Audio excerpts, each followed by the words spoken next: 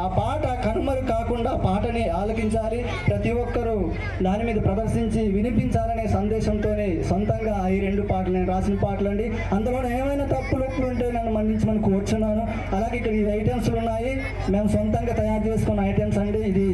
ఇది పిడేలు అంటారండి, గోదా పిడేలు అంటారండి. ఈ పిడేల్ని ఇక్కడ కొబ్బరి బొండం తినేసి దాని గుజ్జు తీసేసి ఈ విధంగా ఆనాటి ఆదివాసి కూడా ఈనాటి ఆదివాసి మా సభ్యులు కూడా ఈ విధంగా తయారు చేస్తూ సొంతంగా దీన్ని పాటల్లోనూ పండగల్లోనూ పెళ్ళిళ్ళలోనూ కానీ ఇది యూజ్ చేస్తూ దీన్ని ఎంజాయ్గా గడపడానికి వాడతామండి. అలాగే దప్పు కూడా ఆ విధంగా కొన్ని ఐటమ్స్ సొంతంగా తయారు చేసి ఈ విధంగా పాటల్లోనూ కానీ ఆటల్లోనూ ప్రదర్శించడానికి మమ్మల్ని ఈ అవకాశం ఇవి ఇచ్చాయండి.